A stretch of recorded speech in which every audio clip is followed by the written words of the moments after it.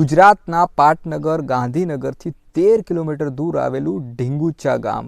ઢીંગુચા ગામની અંદર કદાચ 3000 લોકો રહેતા હતા. એમાંથી અત્યારે અડધા લોકો તો કદાચ યુએસએ એટલે કે અમેરિકા અને કેનેડામાં જોવા મળશે અને લગભગ અડધા ઘરે તમને તાળા મારેલા જોવા મળશે. આની પ્રોસેસ શું છે? એક ડોંકી પ્રોસેસ એટલે કે જે ડંકી મૂવી અત્યારે જે શાહરૂખ ખાનની ફિલ્મ આવી છે રાજકુમાર હિરાણીની.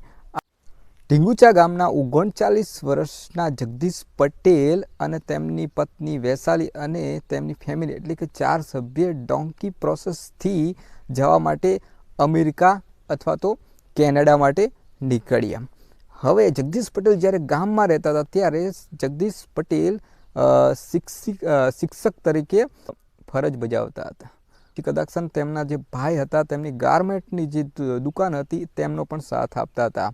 અને એ પછી આ ડોંકી પ્રોસેસ માટે એમને એપ્લાય કરી. એમાં કેવી પરિસ્થિતિ આવશે ડોંકી પ્રોસેસની?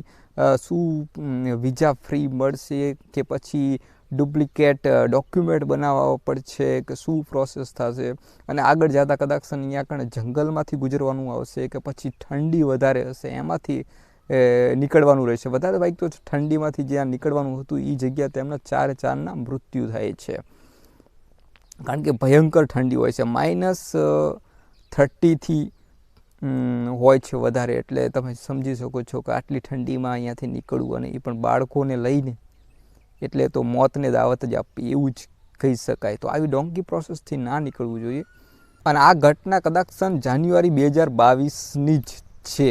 તો આવી ડોંકી પદ્ધતિથી ઘણા બધી ફેમિલી જવાવાળી હશે. અને અત્યારે હાલની પરિસ્થિતિની અંદર કદાચ તમને સૌથી વધારે કદાચ આવી ડોંકી પદ્ધતિથી કોઈ અમેરિકા અને કેનેડા જવા માટે જો જોવા મળતા હોય તો એ કદાચ ગુજરાત અને પંજાબ મોખરે હતું. અત્યારે હરિયાણા પણ છે. આ 3 રાજ્યની અંદરથી સૌથી વધારે લોકો ડોંકી પ્રોસેસથી અમેરિકા અને ટોરન્ટો જવા માટે નીકળતા હતા. અને મેક્સિકો યુએસ અને મેક્સિકોની જે બોર્ડર છે એની ઉપરથી જવું, એ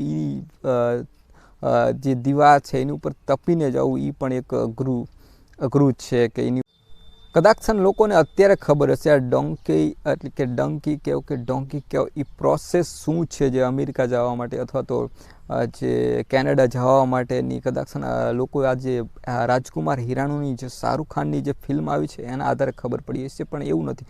મેં કદાચ ઘણા ટાઈમ પહેલાં યાત્રી ડૉક્ટર એટલે કે નવંકુર સર જે વ્લોગ્સ બનાવે છે અલગ અલગ ઘણી બધી કદાચ 113 કે 114 કન્ટ્રી લગભગ ફરી ચૂક્યા છે અત્યાર સુધીમાં.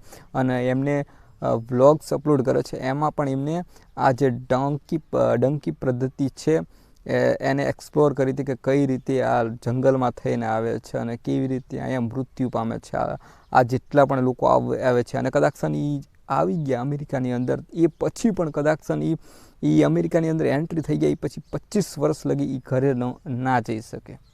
ઉદાહરણ તરીકે આપણે જેમ સીમા હૈદર નેપાળ થઈને આવી હતી સીમા, એવી જ રીતે ઈ લગેલી. અને બસ આશા કરું છું કે આ મારો ગુજરાતી લેંગ્વેજમાં તમને વિડીયો પસંદ આવ્યો હશે. અને કદાચ મારી થોડી ઘણી સમજાવવાની પદ્ધતિ અલગ હોય કારણ કે આપણે એટલા બધા ભણેલા નથી, એજ્યુકેટેડ નથી. મારી વ્લોગ ચેનલ છે પણ મને એમ થયું કે આ વિડીયો મારે બનાવવો છે ડોંકીવાળો, એટલા માટે મેં બનાવ્યો. અને ચેનલ ઉપર નવા હોય તો સબસ્ક્રાઈબ મારો, લાઇક મારો વિડીયો, એટલે મને પણ મોટિવેશન મળે અને હું પણ ક્યાંક આવી શકું, જઈ શકું અને કંઈક એક્સપ્લોર કરી શકું ગુજરાતને. Bye bye, take care and enjoy your life.